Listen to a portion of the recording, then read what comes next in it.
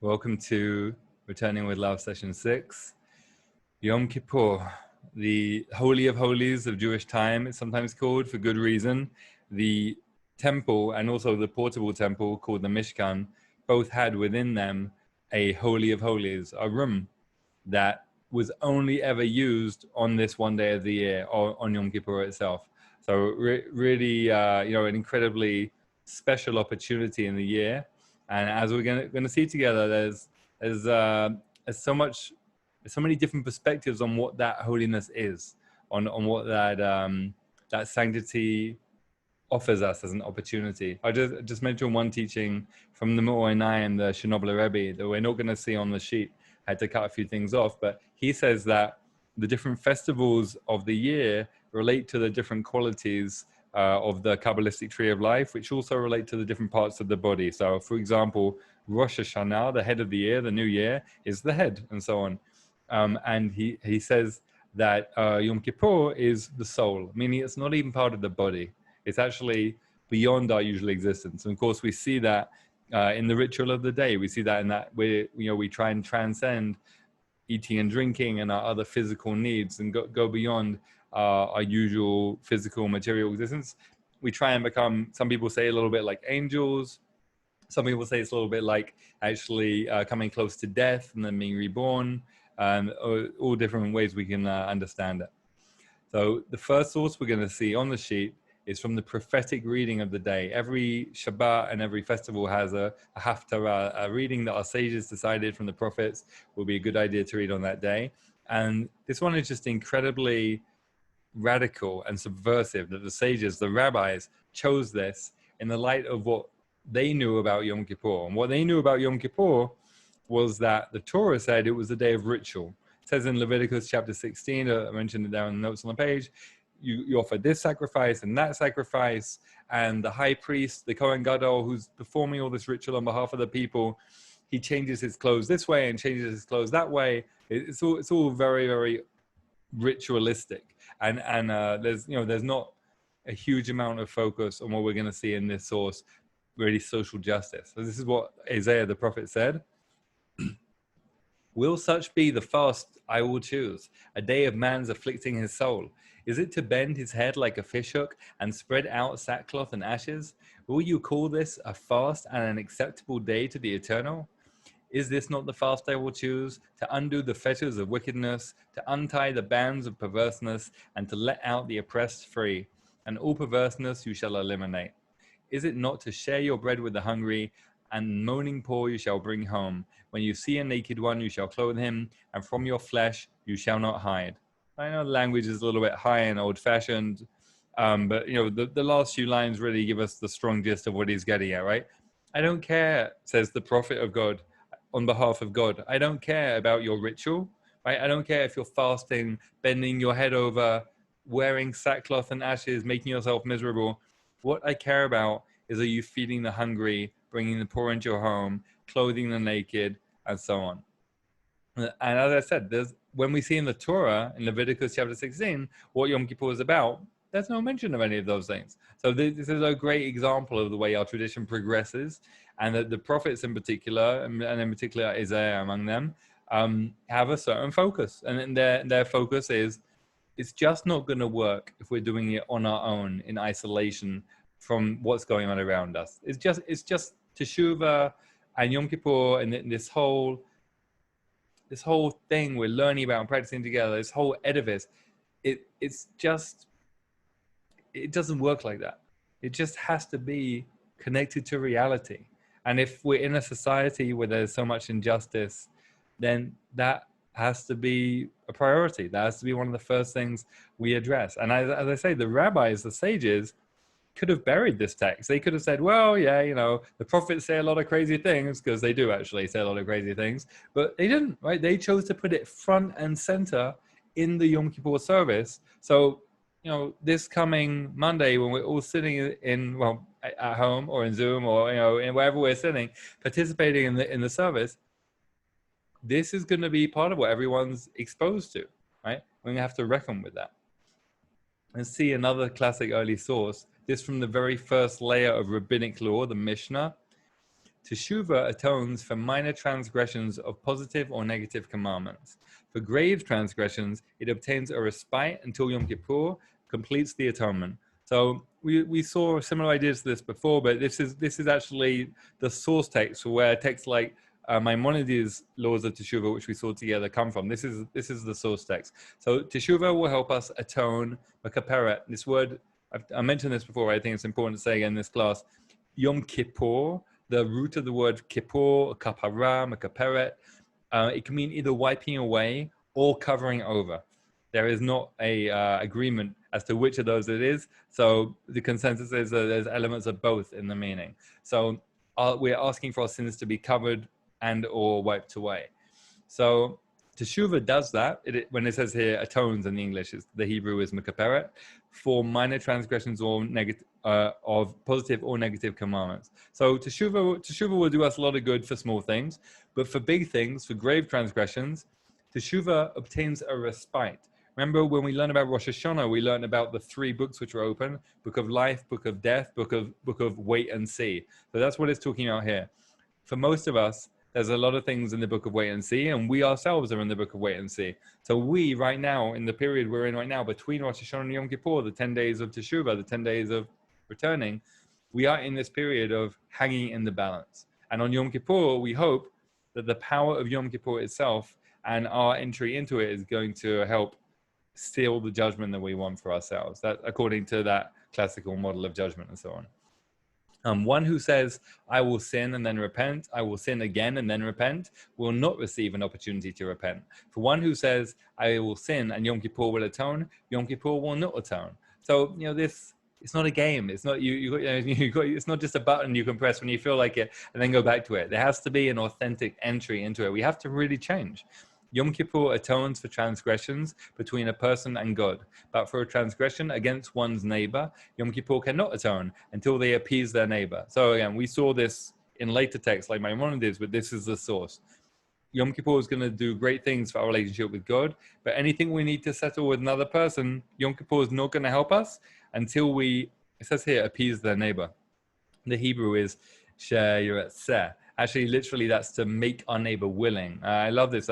Recently, a teacher and friend of mine, Danny Cohen, who teaches for Halev and teaches nonviolent communication, we were talking about forgiveness. And, in nonviolent communication, forgiveness is only real if it naturally arises from the connection between people and the empathy they both have for each other, right? It's not a question of, oh, I'm going to try and make you feel bad, and then that's going to get us somewhere good. That actually isn't going to work for anyone. So if we can really genuinely empathize with each other's experience, then it naturally arises in me to the point where you are willing for me. Your will is to connect with me, to please me, to be my friend again, whatever it is. And that forgiveness just naturally flows. So that word in the Hebrew there, she'yiratzeh, really suggests that willingness. We can't force teshuvah, we can't force forgiveness, we can't force a genuine apology, but we're hoping to be able to do the work of getting to that state where it really wants to come.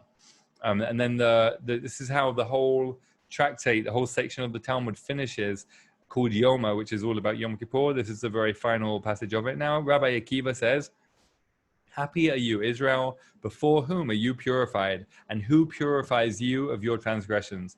Your Father who is in heaven.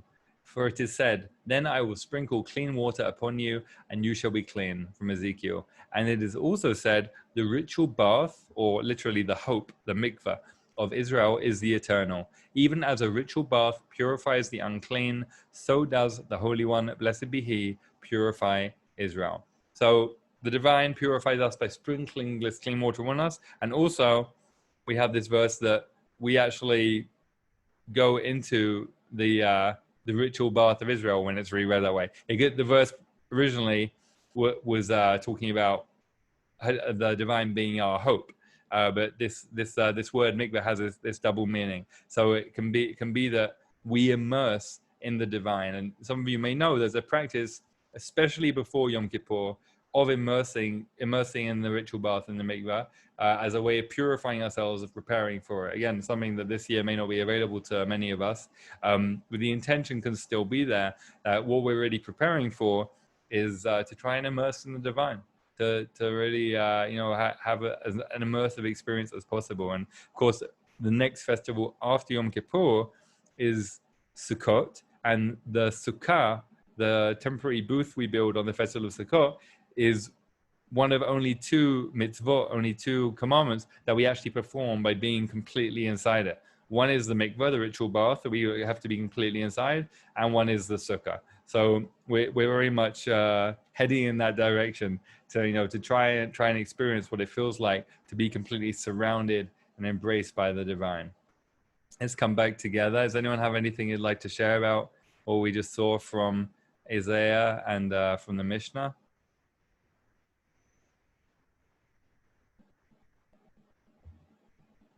Please, Adele, let me unmute you.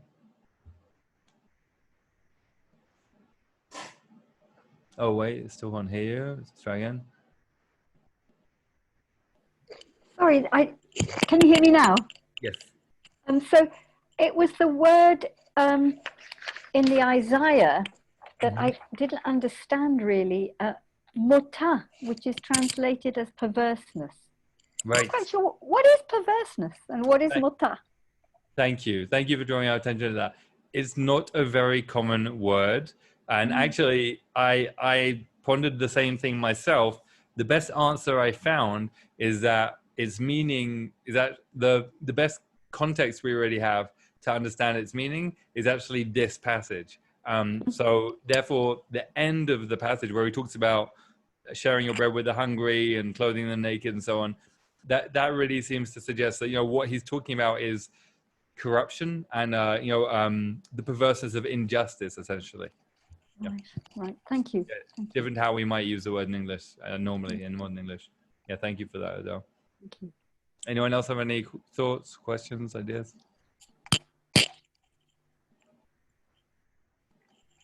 Great. Well, as usual, we have plenty to see, so we will continue, but feel free to jump in whenever you like. So let's talk about the very first Yom Kippur recorded in the Torah. And here's the backstory in the little notes in the little section in italics. On the 17th day of Tammuz, which is 120 days before Yom Kippur, so back in midsummer, on that day, Moses comes down the mountain with the tablets. And actually, I think I made a mistake on the, just realized I made a mistake on the sheet there. I'll correct myself in a second. Moses comes down the mountain with the tablets, the first tablets that God gave him. And he sees the golden calf, which the Israelites made, the idol, and he throws down the tablets, and the tablets smash, and the golden calf is smashed. And then there's this work of teshuvah. And actually, I wrote there, after 120 days, 3 40-day periods. I got confused when I wrote that. The 120 days is all the way from Shavuot, which was the beginning of that process of giving the Torah. But the tablets were given 40 days later on the 17th of Tammuz. So I'll correct that and send out a new sheet just to make it more clear. But what we need to know right now is the 17th of Tammuz happened, the first tablets were broken, the sin of the golden calf broke the relationship between God and the people. And then there were actually 2 40-day periods, so 80 days in total. From the 17th of Tammuz is 1 40-day period takes us to the beginning of Elul. And then from the beginning of the month of Elul to Yom Kippur is another 40-day period. So that's 80 days from when the first tablets were brought down and destroyed and the sin of the golden calf happened until Yom Kippur. And on Yom Kippur, 80 days later, the sin was forgiven. And the reconciliation between the people was symbolized by the fact we were given another set of tablets. So first tablet's broken, 80 days later, Yom Kippur, we get the second tablets. And the peak of that moment of reconnection, as I wrote here on the sheet, is Moses says to God, if I've really pleased you, if I've really found favor in your eyes, please will you show me your glory? Please can you give me a kind of intimate revelation of who you are, God? And God says, no one can see my face and live, but hide here, I'll cover you with my hand, and then at the key moment, I'll take my hand away and you'll see my back. And I will reveal to you then that what becomes known as 13 attributes of mercy, this name of God, which is given in Exodus 34. Now, considering that is, according to the Torah itself, that's the holiest revelation of God, period. Like that ever happened or ever will. That's the highest of the high. Considering that, our sages, our rabbis, do something unbelievably cheeky with it. This is just the pinnacle of chutzpah. They take that incredibly high revelation of God saying, you know, this is the closest that I can get to showing any person ever who I really am. They take that and they edit it, right? They take the 13 attributes that God reveals in Exodus and they say, yes, we like this one. Yes, this one is good. This is fine. Yes. Oh, not that. And they actually draw a line in a place that is highly selective and which changes the meaning of one of the attributes.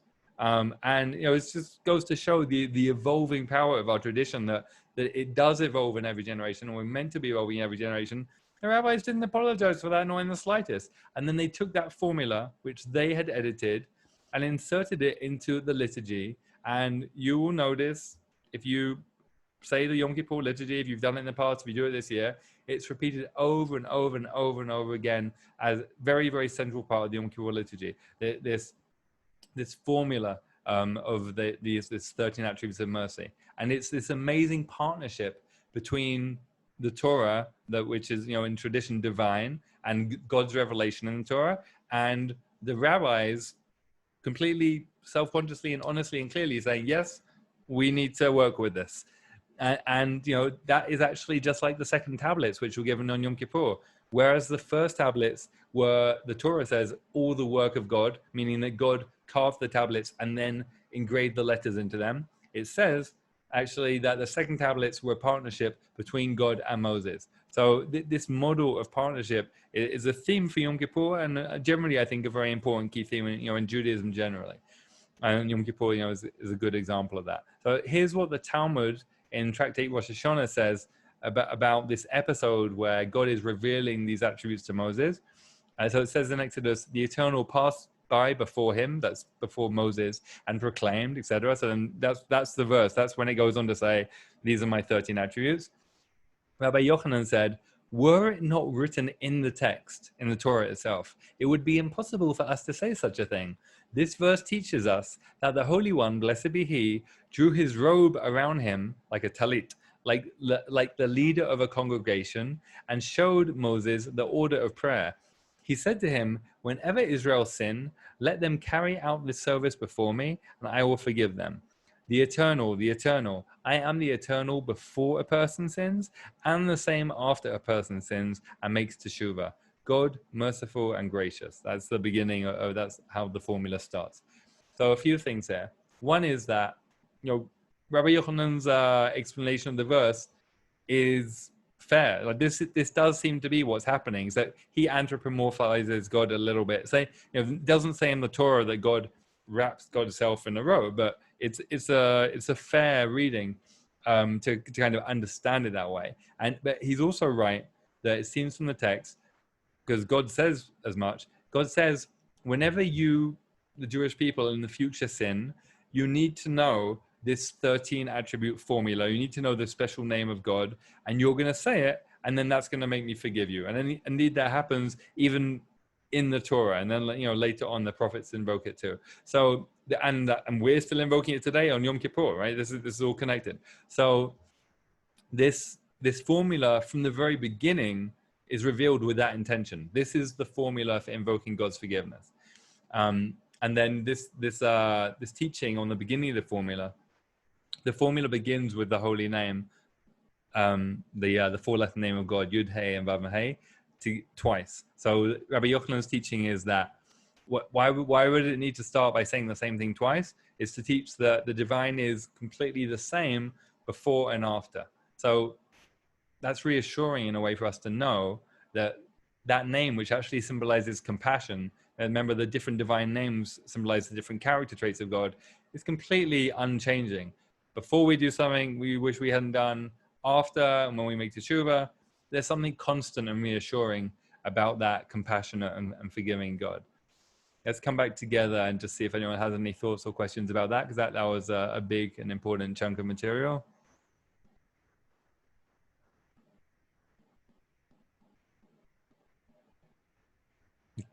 Anything?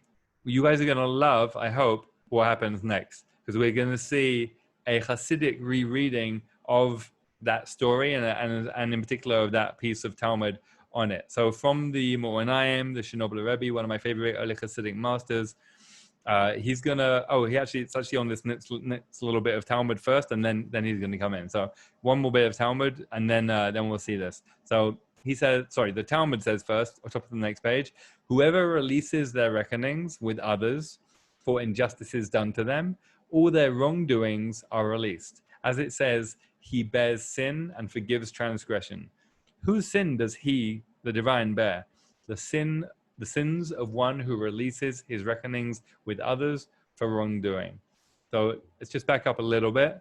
So this word for reckonings, it literally, the root of the word is something that is measured, and it's used in that way throughout the Torah. It can also mean an attribute or a character trait. So it can mean, something that I measure, a unit of measure, or it can be like the measures which make up a person's personality.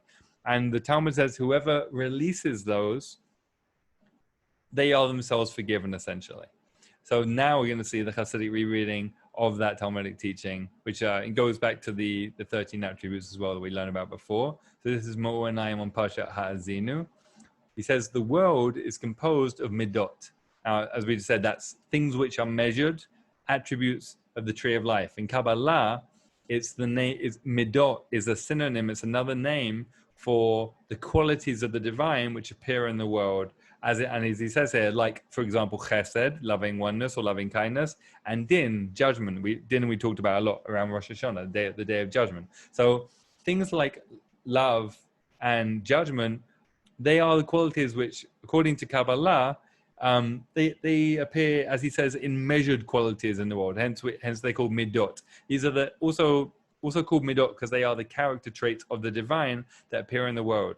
But what is it contrasted to? Something which is measured, right, is in contrast to something called the Ein Sof, right? That's what Kabbalah calls God, like real God, right? So you've got like the infinite, unbounded God, and then you've got the attributes of God that appear in the world, a little bit here, a little bit there, in this measured, bounded form.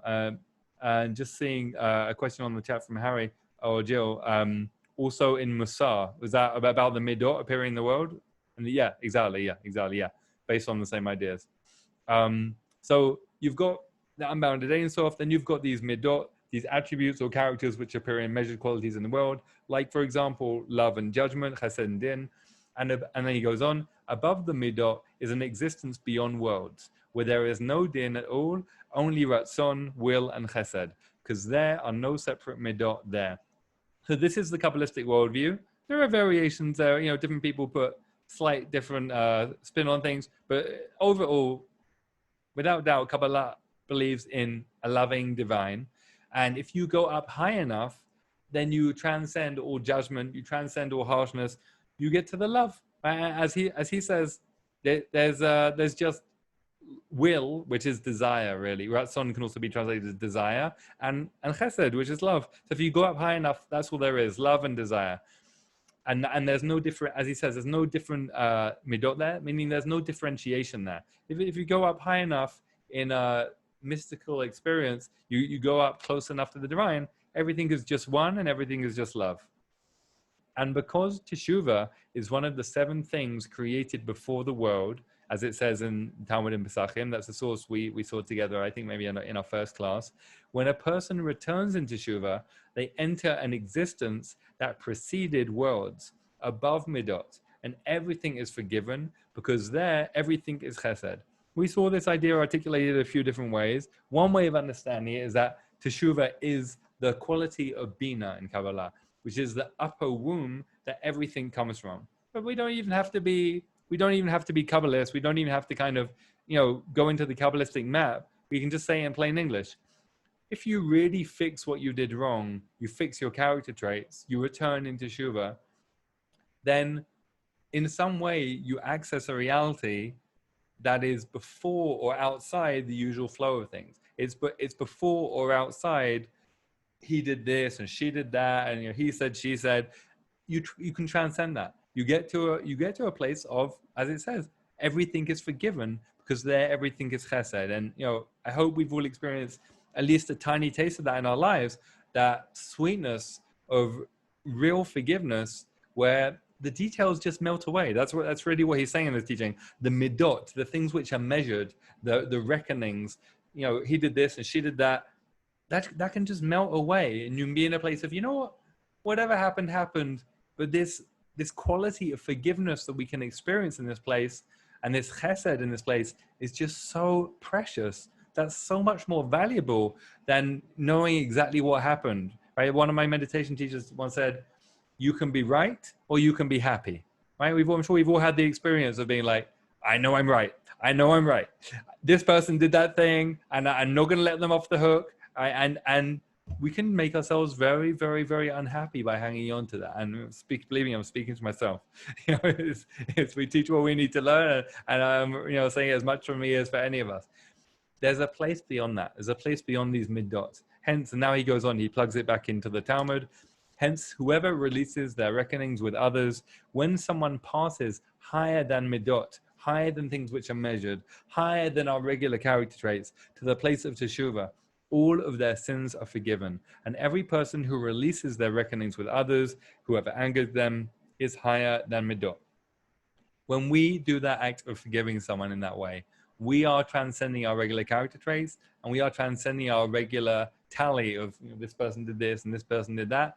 And that's a key part of how we can access that womb-like quality, that special place of bina, of teshuvah, where everything can go back to its root, before judgment, before severity. Let's come back together. Does anyone have any questions or thoughts on that piece or anything else? Please, Rosie. Yeah, I'll unmute you. There you go. Okay. So I have two questions. So are the attributes of the tree of life the same as the attributes of mercy? Great, brilliant question. They're not, but there are various attempts in Kabbalah to line them up together, to say, yeah, this one relates to this one. But we can tell that it's not so organic, because there are a few different ways that people match them up. But great, you're thinking like a Kabbalist, which is great, because you saw the attributes. Well, is there a place that I can read about what the attributes of the tree of life are? Yes. You know what? We're very happy to send you. There's a few like good books, and even there's a great online article about it I can send you. And then, okay, great. That'd be great. If you ever really want to jump in the deep end, I taught a whole online course about it. But for now, I'll send you this great online article. It's fantastic by somebody called Sanford Drob, who's just wonderful. And the attributes of mercy, those are in Exodus, so I can read those. Exactly. Right, yeah. If you right there.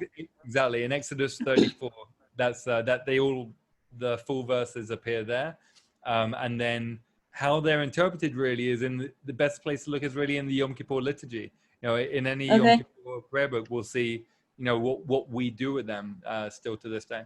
Okay, because I have my book now. So I saw you sent me a I picture. have my prayer book.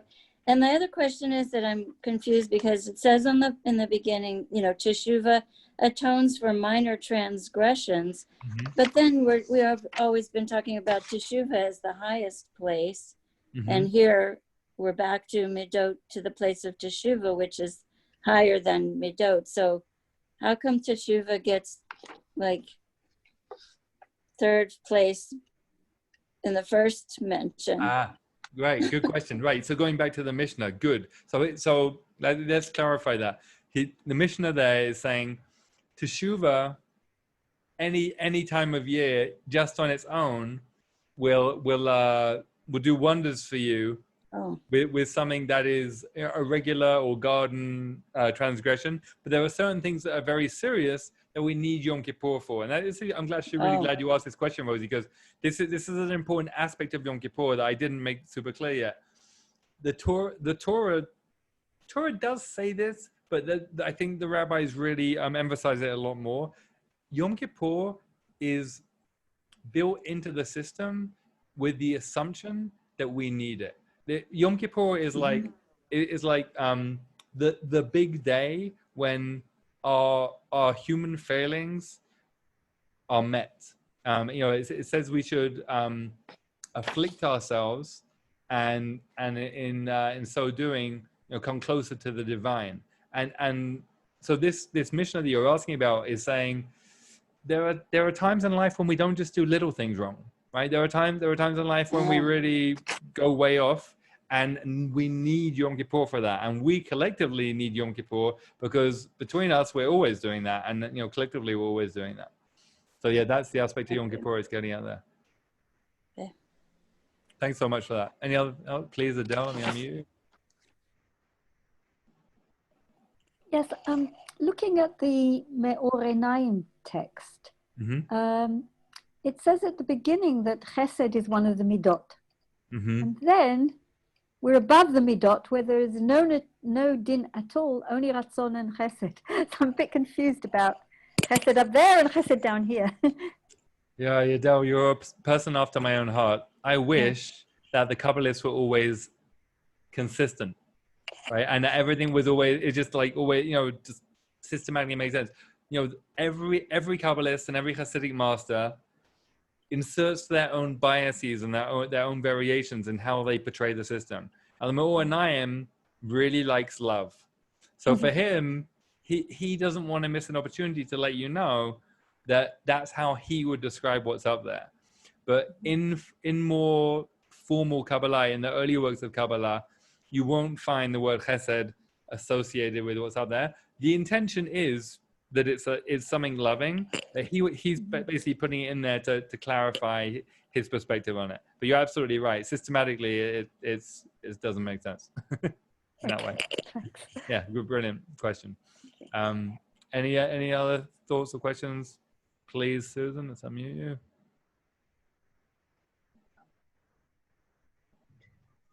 So years ago, I worked as a psychotherapist, and I had a lot of clients who had been sexually abused by people in their families and that kind of really extreme behavior. And I was very concerned because a lot of these clients were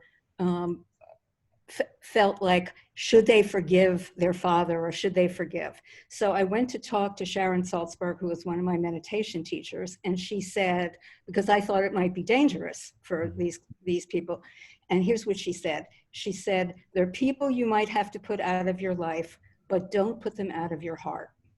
And I think that's in the same line as this. It's like in that situation, people could forgive and continue to care about the abuser without being endangered. Beautiful. Yeah, that's going to become very relevant for us with the practice today also, which is a radical forgiveness practice. And we're already going to end that. Thank you so much for that, Susan. Very powerful. Wow. Let's see a little more together. Next piece is from Rav Kook. We've seen a few nice teachings from. So something else from his notebooks here about forgiveness that's very, very powerful also. So he says, one who grieves constantly for their sins and the sins of the world must constantly forgive and absolve themselves and the whole world. And in so doing, they draw forgiveness and a light of chesed onto all of being and bring joy to God and to all creatures. And they must first forgive themselves and afterwards cast a broad forgiveness over all, the nearest to them first, on the branches of the roots of the soul, and on their family, their loved ones, their generation, and their world, and all worlds. And thus is revealed all the good that is hidden away in everything. So the first phrase is a little strange to some of us, maybe. One who grieves constantly for their sins and sins of the world. Another, I might say, and another way of saying it is, someone actually literally, the Hebrew works for this, someone who is pained, someone who is in pain with the state of the world and also with their own failings. I'm not perfect, and the world, as we see clearly, is far from perfect. And that grieves me, that pains me, at least sometimes, if not all the time. And he's saying, it's not enough just to kvetch. We're very good at kvetching. We're very good at saying, things are bad, what should we do? Or even avoid. But we have to actually start with forgiving. And we have, and as he says, this draws this love of this story, this light of love, this light of chesed to the world, and brings joy to the divine and to all creatures. And it requires starting with ourselves, because if we're going to do it in a meaningful way, we're the vessel that it's going to go through, right? I'm sure we know this about many things, but forgiveness is a powerful example. I'm sure it's true for many other things too. Also, love your neighbor as yourself, the Torah says.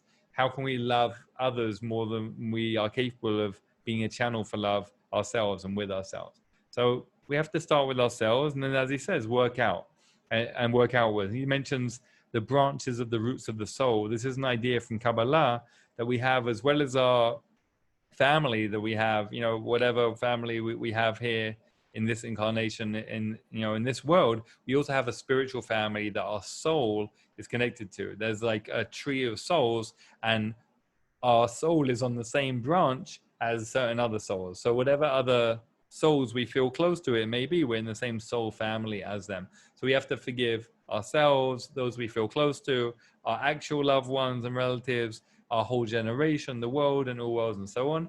And as he says, that reveals the good that is hidden in everything. That goodness is there already.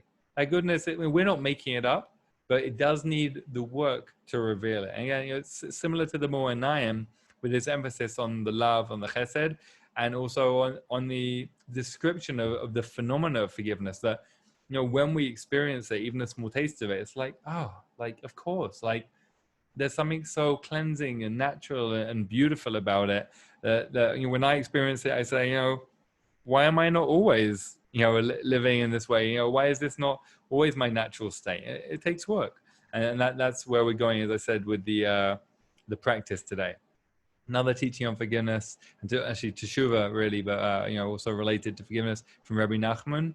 So he says, through teshuvah of an individual, the individual is forgiven and the whole entire world. So when we do the work of teshuvah ourselves and we merit forgiveness, actually something happens that ripples out, that is way bigger from us. I mean, we've seen this idea in different ways.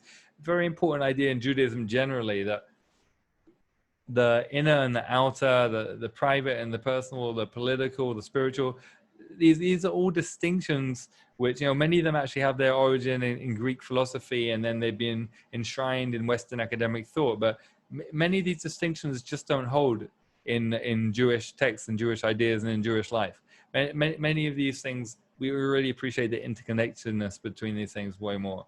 As he says, when the Jewish people fast, they are not answered until evildoers are included in the union. Now, he could have said, when we fast, we're not answered until people who are not fasting are included in the union. But he chose to say, Rashayim, evildoers, people who do evil. So it's no good if we're, going through our Yom Kippur ritual and we're saying, there's a poem like this, I think John Betjeman, like a parody poem where he says, "Dear God, bomb the Germans, not us." It's like a famous English poem, right? It's no good if we're going through our Yom Kippur ritual and we're saying, "Dear God, we're the good people, be nice to us and bomb the bad ones."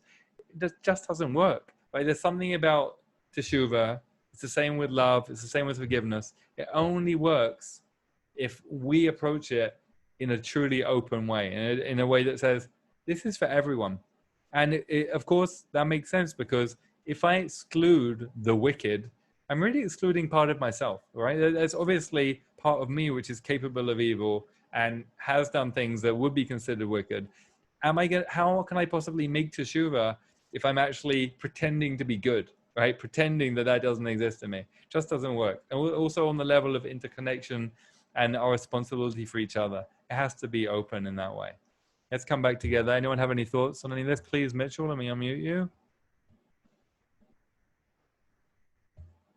So going back to the Rav Kook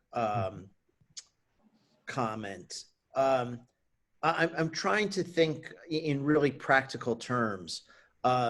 So yes, I know people who are constantly grieving about, the state of the world at the moment, particularly the state of our country. So I understand Rav Kook as sort of giving a slight admonition against that. But at the same time, the Isaiah text, directs our attention, to the hungry and the unclothed.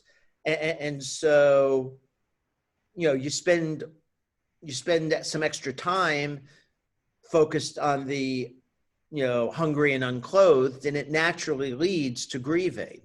So, I'm just kind of wondering, how you sort of integrate this.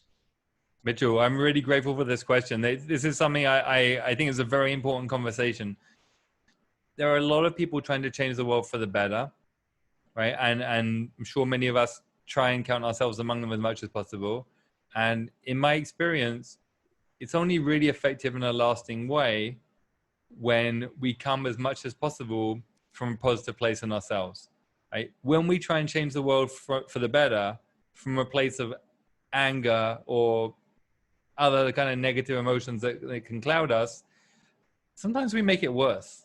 And I think, unfortunately, there are just lots of examples of that. So I think that that's what your question makes me think of, is like, how do we find that balance when, we're realistic about what's going on in the world and our need to make it better, but we recognize we have to start with ourselves. Otherwise, we're just going to muddy the waters and maybe even, create more mess. So that would be my own approach to that. What do you think? Well, it's interesting because with some of the people who I sense are the most grieving, I really, and in a way, the most active, I get a sense that they're displacing some of their own internal shtick onto these issues. Right, exactly. Yeah. That's it. So, I mean, unfortunately, that tends not to actually help things in the long run, right? So if we can start with ourselves, hopefully we'll still be motivated to want to make a difference, but we'll just be a cleaner vessel for doing so without, projections and transferences and blaming things which, make us think of things in ourselves and so on. And I guess if we're spending too much time on ourselves, it's the old, if I'm only for myself, one am, right. The Hillel comment. Right. Yeah. Right, exactly. That, that's a beautiful example of the balance that Judaism wants us to find. And generally, I would say Judaism has always pretty strongly emphasized the kind of lived experience of communal life way above the kind of spiritual retreat monastic life. There's very, very few examples in Jewish history of ascetic practice or of withdrawal from the real world. There are some examples, but they're few and far between compared to just the overwhelming lived Jewish experience. Very hands-on and dirty, and getting your hands dirty. So much of Judaism is actually about what you do with your pots and your pans and your genitals. We don't hide from this stuff, right? We're not, there's no tractate of the Talmud about what you do on the mountain when you're there alone for 6 months. It's not part of it. We have Shabbat. We have this amazing retreat from our usual working life that's built into our regular routine, and that our regular routines and our regular structures are built around. That would be more the kind of the way it's done. Please, Harry. I think some of, because I work as a chaplain on the side, some of the work that I think you're describing is the difference between sympathy and empathy. And a lot of people get down in the pit with the people and start crying with them, and it becomes their story as well. They over-identify. It's that deflection. And empathy is a completely different thing, that I can empathize with somebody, but in the end, it's their story and their problem. And I think that's where a lot of it, when you're out in the world too much, saving other souls, you're doing sympathy too much and you're not actually helping at all, because it's your needs are being met rather than the person that you're helping, and you haven't done empathy. That really resonates with me. Thank you so much for that, Harry. I love that. Yeah. Again, it really resonates with nonviolent communication. What I know about it also. I don't think they use exactly that language as far as I'm aware, but like being skillful in making that distinction. Thank you so much. Brilliant. Let's see a little bit more, everyone. This is a really, really fantastic discussion. Let's keep it going with these other sources. Let's see. In terms of time, I think I'll do the next couple of sources a little bit on the quicker side. The point of the next two sources is just to show, we talked about balance a little bit, an interesting balance with Yom Kippur itself and with a lot of Jewish practice between what we're going to see here is shame, which sounds bad, right? And joy, right? And we would just see two classic texts here, which say the Yom Kippur is about both these things amazingly. So first of all, the Talmud in Brachot, after his Amida prayer, Rava, the great sage, would say, my God, before I was created, I was worthless. And now that I have been created, it is as if I had not been created.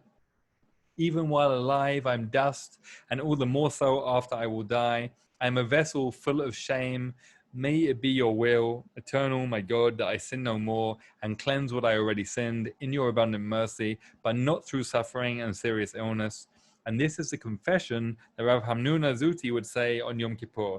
So this great sage Rava said this, and this other sage, Rav Hamnuna, said, this, to me, sounds like the kind of thing I need to say on Yom Kippur. And indeed, we look at the Yom Kippur liturgy, this is in there, and many other passages like this, which are designed to make us feel our own fragility and lowliness, and indeed, to feel ashamed of our failings so that we can genuinely work with them.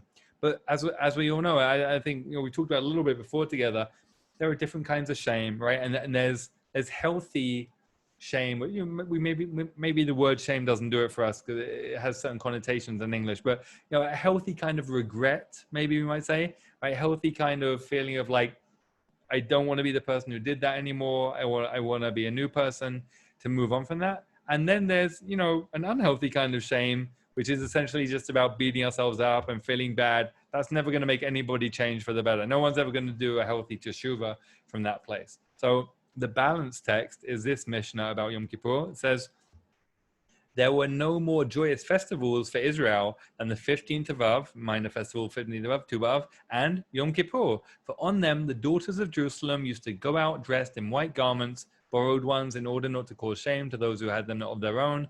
These clothes were to be immersed. And so the daughters of Jerusalem went out and danced in the vineyards, saying, young men, look and observe well whom you are about to choose. Do not seek beauty, but rather seek a virtuous family. So I don't know about you, but last few years when I have been in synagogue in Yom Kippur, I did not notice young women in white dresses running around, dancing, and trying to, entice the young men into, courting them and getting married. We just don't do it anymore, right? This is the Mishnah, right? This is the first code of rabbinic law. It's not some crazy midrash, right? It's not some crazy commentary on some obscure text, not the Zohar. This is what the rabbis of the Mishnah want us to know the Yom Kippur used to be.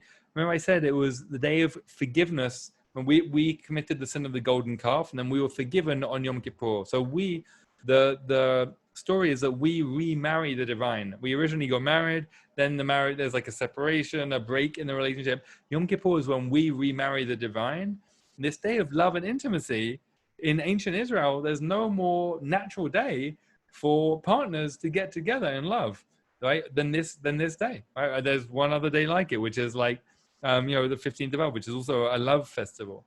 So this balance, it's so interesting that we're asked to do this work between shame and regret, hopefully in a healthy, productive, positive way, and also to know that there's a tremendous joy on this day. There's no more joyous festival on this day, right?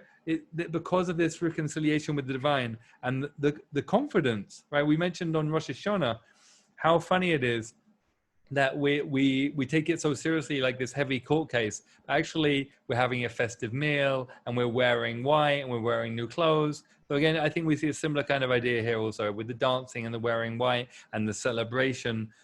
We are hopefully not just going through the motions on Yom Kippur, right? Hopefully we're having a real experience of deep inner work. but in a context that is overwhelmingly positive, right? As opposed to what some of us maybe grew up with, myself included, which is a certain kind of heaviness and guilt-induced feeling, which I honestly don't think is authentic to what our tradition says about it. I think that may be, you know, influenced by things in other cultures. I'd like to keep moving if that's okay, but I want to give, you have anyone a chance who feels they want to jump in now, a chance also? Great, I'm going to keep going. Do jump in if you want. I want to see a little bit more. Next source is really important for us. We mentioned the tablets a few times. Those first tablets which were broken on the 17th of Tammuz when Moses threw them down on the golden calf. And then we get these new tablets on Yom Kippur 80 days later. So the Talmud says here in Bava Batra, the tablets, that means the new ones, and the broken tablets were placed in the ark. Now, if someone gave you, I don't know, God forbid, someone like has a car crash and they like, you know, wreck a car, and then they get a nice new car because the insurance pays for it, say, right? You don't really need to keep the old car, right? You've got a nice new car, right? So you might think the tablets, the old broken tablets, what possible purpose could they serve, right? Why would I schlep around this reminder of this terrible sin I did, and not only schlep it around, the ark, the place where those tablets are put along with the broken pieces, is in the center of the Holy of Holies. That means it's at the center of national consciousness, the center of where everyone's attention is on Yom Kippur, but also all the time. And also, it's the closest place to God that we have. So it's like constantly reminding God of this thing we did wrong. So the teaching is, we can't hide it, right? There's no point pretending. If it goes back to actually the conversation we were just having, if we don't start with ourselves and honestly acknowledge what's going on with ourselves, then we just make things worse, right? Then we have the projection and the transference and the making it worse in all the different ways that we do that. If we own our broken tablets, we say, yep, this is what's broken in me, and I'm schlepping along with me, right? Just like I'm doing my best to schlep on my nice new tablets too. Like I'm working on them, but it's all really part of who I am. I can't deny either of these being part of who I am. That's the work, right? We're not asked to pretend to be perfect. We're not asked to be perfect. Just bring it all with you. And this next source, on a similar note, ancient midrash about the Yetzer Tov and the Yetzer Hara, the impulse or the drive to do good, and the impulse or the drive to do evil. And it's going all the way back to Genesis. It says in Genesis, God saw all that he made, and behold, it was very good. And the midrash here says, good refers to the drive to do good, the Yetzer Tov, but very good, says the rabbis in the midrash. When the verse says that everything God made was very good, that refers to the Yetzer Hara. And over the page it continues. The rabbis ask on this, really? If the drive to do evil really very good, how can you say the Yetzer Hara, the impulse to evil is very good? That's what makes us do bad stuff. The rabbis say, this teaches that without the drive to do evil, no one would build a home, no one would marry, no one would have children. So another way of understanding the Yetzer Hara, this drive to do evil, is it's our ego self. Right? And we might sometimes say like, oh, I wish I didn't have an ego. I wish no one had an ego. I wish we were all just, pure spiritual beings, just completely, pure spirit, pure love, and so on. But in this world, it's the ego is actually necessary. The midrash is saying to do anything, and even I would say to survive. Right? When it talks about building a home and marrying and having children, it's talking about the perpetuation of life. Right? Saying unless you have a little bit of selfish drive to survival, then life just isn't going to continue, right? In this world. So we're not, back to the broken tablets, we're not trying to say there's nothing, there's nothing in us we need to work with. We have plenty we need to work with. It's part of a complex whole. We can't deny it. We can't cut it out. I can't pretend to be only one or the other. Let's come back together, see if anyone has any thoughts they'd like to share on any of that or questions. Oh, Adele. Oh, wait, back. First of all, Alan Liu makes the same argument. There are no mistakes. We learn from everything. Beautiful, Mitchell. Yeah, I love Alan Liu's book very much. Then Adele says, also respect for people, scholars lose their minds. Right, that's another way that the sages take that example of the broken tablets. And they say we learn from this that when people fall apart, in this case, as Adele says, like when people get old and they lose their mind, we still have to revere them because those tablets which are now broken still have an innate value. Very beautiful teaching. Anyone else want to jump in with anything there? Laura, let me unmute you. Yes, please. Well, I also wonder if the image of two hearts, the broken heart and the whole heart in one, has anything connection to the tablet that are broken and the Holy One in the same place. Yes. As if you are carrying both the pain and the holiness in one place. Absolutely. The Midrash compares the tablets to our hearts, very much so. And actually the Moa 9, the Chernobyl Rebbe, talks exactly about that, what you're talking about. How, yeah, this is like a model for our hearts, for our beings. Beautiful. Thank you, Laura. Thank you. Mitchell says, there's a form of Japanese pottery where the imperfections and breaks or fissures are part of the beauty. Beautiful. Any other thoughts? Let's see. Oh, yeah, please, Rosie. Reminded me where you're talking about you have to carry your shame with you, keep it in the center of your mind. Reminds me of what's going on in the States right now, where we have to carry the shame of the slavery heritage with us. You have to carry that with us to remember it and then move forward and work with that, versus people who say, oh, you know, forget it, it's all over, it's done, it's past, it doesn't have any relevance anymore. Beautiful. Yeah, what a great example. And right, and Rosie, I want to emphasize, we're carrying it with us along with the complete tablets, which in that example you're giving, is that hope for the future, right? So that's a beautiful example. Thank you so much for that. Really beautiful. Great. Well, we have a little bit more I'd love to see for a couple of minutes, and then let's do some practice together. So let's back to the sheet. This is a text I actually mentioned a couple of times, but we didn't see it yet. From the Maggid of Mezrich, the great Hasidic master who succeeded the Baal Shem Tov in leading the Hasidic movement. So it says in the Talmud, in the place that Ba'alei Teshuvah, that's people who make Teshuvah, stand, completely righteous people do not stand. I heard an explanation. A Baal Teshuvah is greater because they already know the excitement and enthusiasm of sins, and when they make Teshuvah and engage in Torah and mitzvot, they do everything with great enthusiasm and desire. But they know enthusiasm well, unlike a righteous person who never encountered it. So we've talked about this before together, but I just felt it's important to bring it in black and white. You can see it for yourselves, and especially going into Yom Kippur. Don't think that because we've all done things wrong, that therefore, there's something inherently bad and limiting about that, right? We can take the passion, the excitement, the enthusiasm that we did anything with, and we can redirect it. And that's a key teaching of the Hasidic movement as a whole, based on Kabbalah, but also based on their understanding of human psychology, which was, in some ways prefiguring modern psychology. We can tap in. What is the drive? What is the need behind that, right? I may have expressed it in my addiction to XYZ, but can I take whatever that desire is and redirect it to something good, to something constructive, to something holy that serves me and that serves life? That's the work. And as he says, that's better than somebody who never experienced passion and enthusiasm, because then they just live a religious life that's just by rote, and that doesn't have any spirit to it. And that's a big critique that the Hasidic movement made a lot. And just a couple last sources showing the connection between Yom Kippur and Bina and Olam Haba, just to tie up this theme that we've seen throughout the course, coming back over and over again, this idea that Teshuvah is an opportunity to connect with our higher selves. The part of the work we can do with Teshuvah is ask, what would the best possible me do? And the one way this is expressed in the tradition is that Teshuvah is equated with Olam Haba, this world of emergent consciousness, and with Bina, this quality of this upper mother of consciousness from which our character traits and our emotions are born.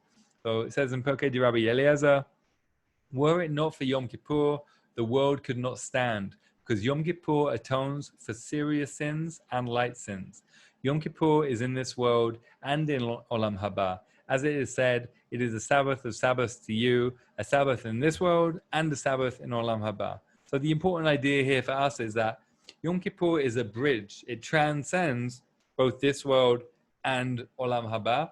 And therefore, on Yom Kippur, we have a certain special kind of access to our best possible selves, to our higher selves, Olam Haba.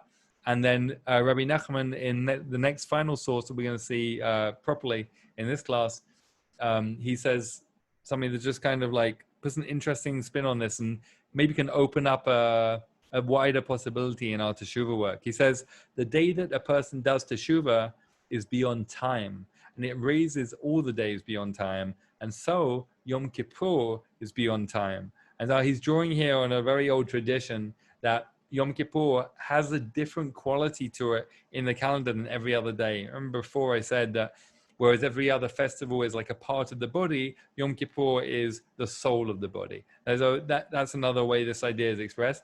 And he, in particular, we see, I mean, he's expressing it, it's expressed in other places, that our usual relationship to time is not the only relationship we have to have. You know, Einstein said time is relative, right? And that's a serious statement about the nature of time, that when we do teshuvah, and when we access that place beyond midah, beyond measure that we talked about before, right? Going beyond our usual character traits and going beyond our usual reckonings of they did this and they did that.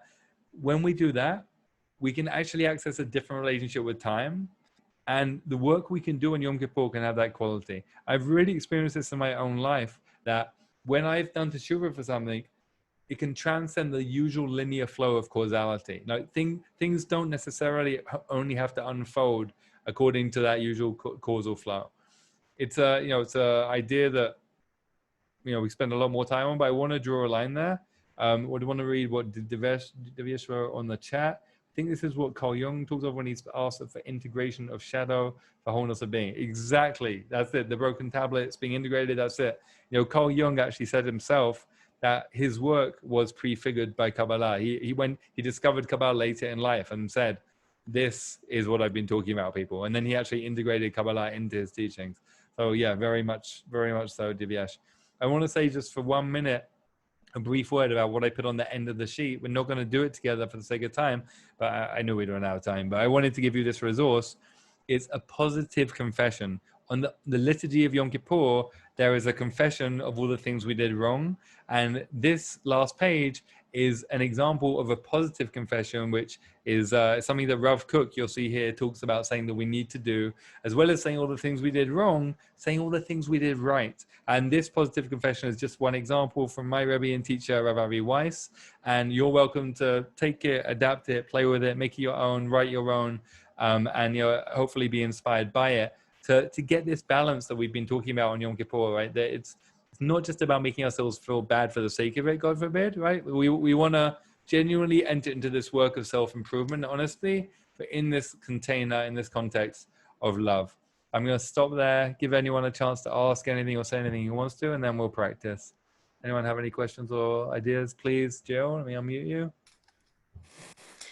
Yeah, I find this idea that people that have transgressed or done wrong there's more work there to teshuvah somehow kind of more worthy. I find it slightly irritating. I can think of friends of mine who like mess up and then you spend like months trying to kind of help them get their lives back together. And you think, well, maybe it'd be better if you hadn't done it in the first place. And also maybe I wanted to do that too, but I didn't do it, but I don't get the merit.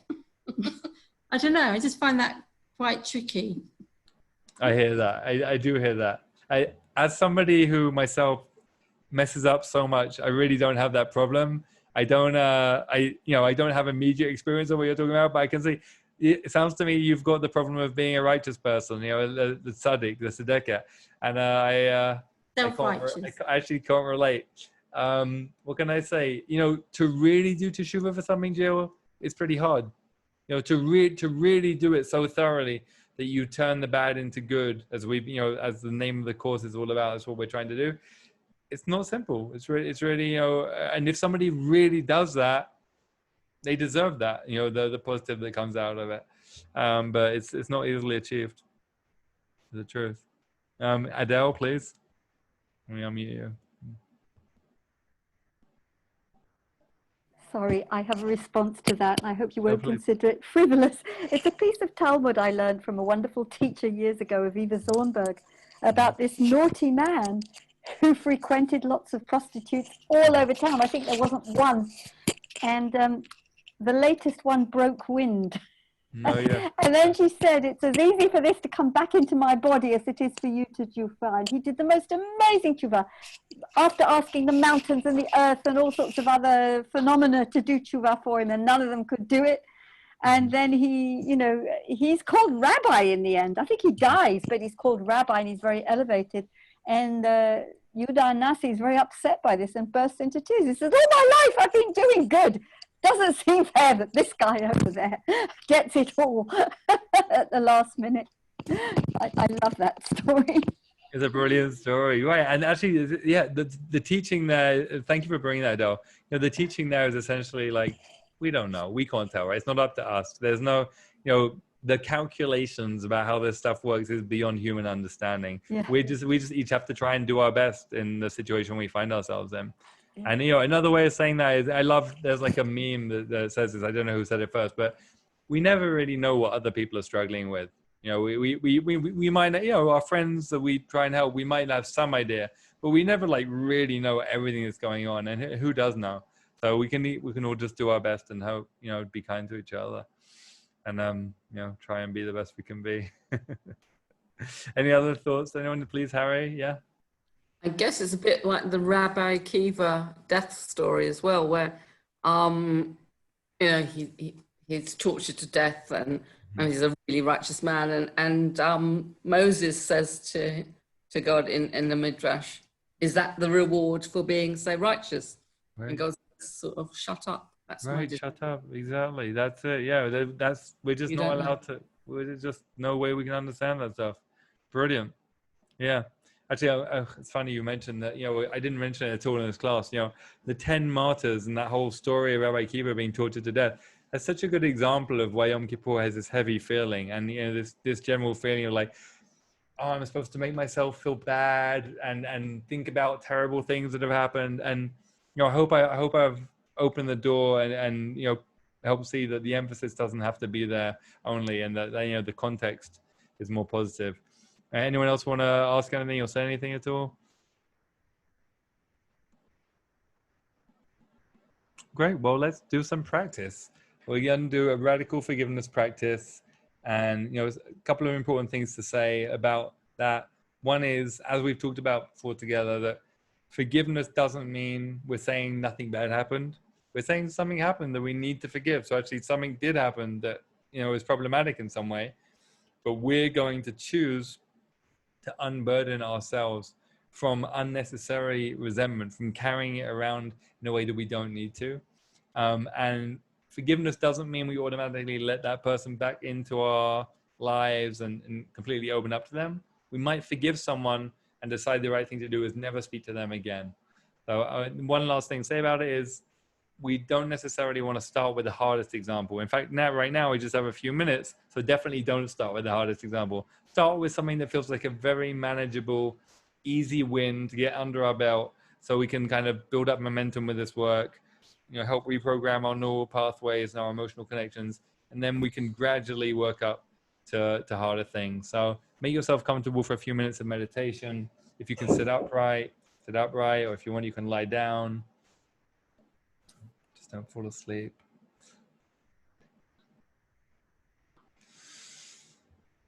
If it's helpful for you, you can close your eyes, focus on what's going on inside yourself.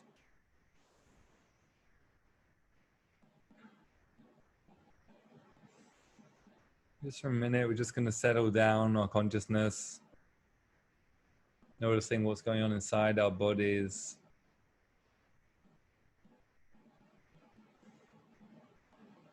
Notice what thoughts and feelings might arise. And check in with a meditation anchor. It's a place that you're going to keep bringing your awareness back to. If you already have one, use whatever works for you. And if not, I suggest the soles of the feet or the backside on the chair. Our job is just to keep bringing our awareness back to that place with curiosity, to feel what's going on there. Just a way of steadying and slowing the mind, calming ourselves down.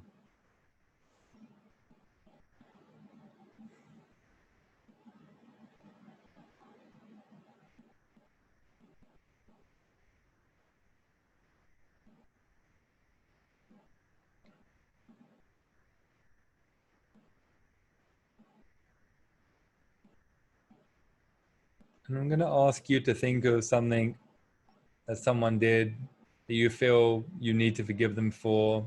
Again, something relatively small and manageable, not something too overwhelming. Maybe just a little example from daily life. Maybe someone you don't even know that well or feel too strongly about, or just some little thing.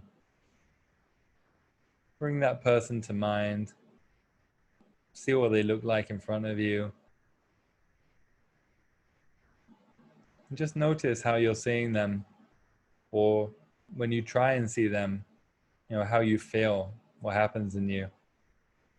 If you're feeling things towards them, if they're a certain color, just notice what they look like there and how you feel about it.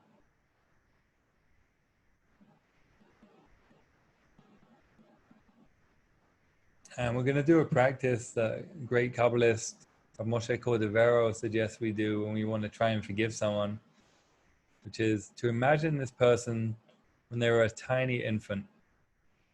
They're a helpless little baby or a very young child, whatever is easier for you. They'd never yet done anything wrong, and they were just completely dependent and vulnerable. See that person in that state. This person who we want to forgive. Imagine them there, in that state of innocence and purity, as a tiny little child or baby.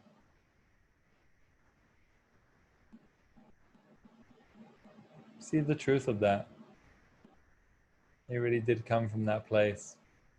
Everyone else did too.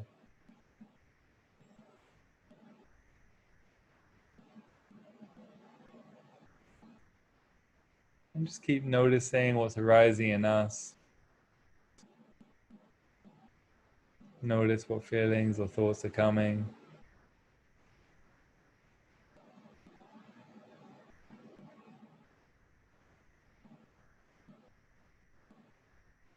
And actively send that person forgiveness. I want to forgive you. I forgive you. I want to unburden myself of resentment for you. I forgive you. Say in whatever words you like. Say it silently or say it quietly. Say it to them.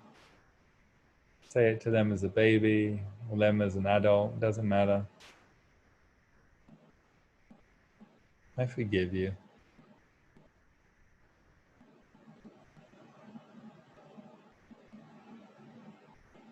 I forgive you.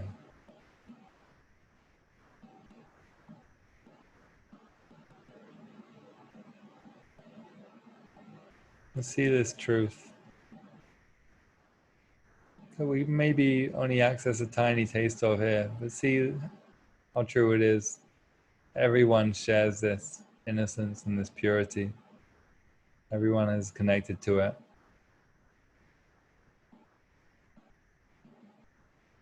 Send this person forgiveness and release ourselves when we don't need to carry anymore.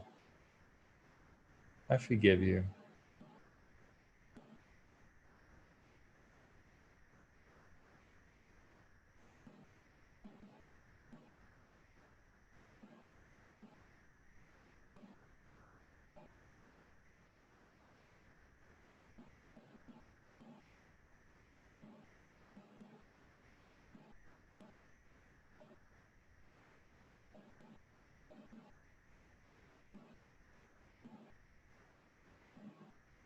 We'll do this together for just another minute or so. Just keep seeing this person in front of you, either as that baby or as their adult self. And wish them forgiveness for one more minute. Just as much as you can. Just notice whatever comes.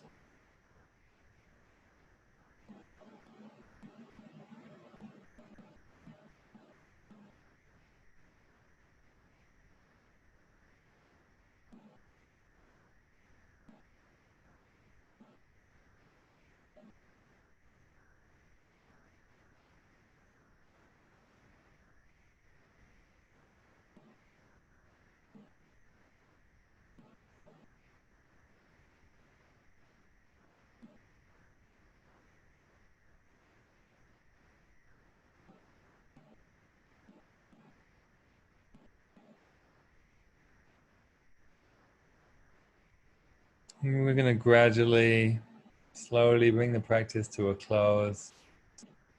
In your own time. Do what you need to do. When you're ready, you're going to slowly come back together. Just take your time.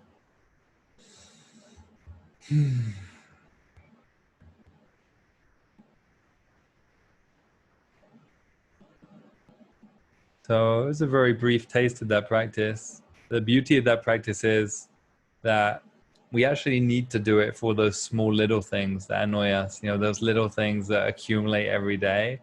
It's actually very healthy to do that, and that only takes a short period of time to get a taste of. So I hope that everyone at least began to feel what it might be like to try and access that. And then, of course, as always, if you want to and if you can, take it on as a practice for the week, especially on Yom Kippur and this whole period, and devote some more time and energy to it.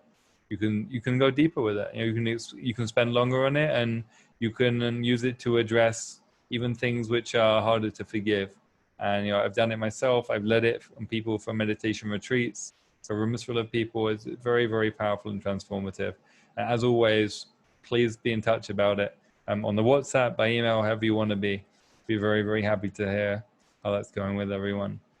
Since this is the end of our last class, I just want to really thank everyone so much. Those of you, especially those of you who are right here live right now, and also everyone who's listening to this and watching this. It's just been so wonderful to be in conversation with you all, to be practicing with you all, to be doing this work with you all. It's been incredibly nourishing for me. So really thank you everyone so much. And please just keep the conversation going, on the WhatsApp group, as long as you want. And please keep in touch. You're welcome, everyone. Thank you so much. Thank you. You're welcome. Thank you. We say traditionally, Gemar Chatima Tova, may you be sealed in the book of life. May you be sealed for a good verdict. So pray that for all of us and also for our whole world right now. Please God, we'll hear good news going forward. Take care, everyone. Thank you so much. Thank you. And Gemar Chatima to everybody. Yeah, thank you. Thank you, everyone. Bye-bye. Take care, everyone. Yeah, Bye. take Keep in care. touch. Thank you. It's been really special. Thank you.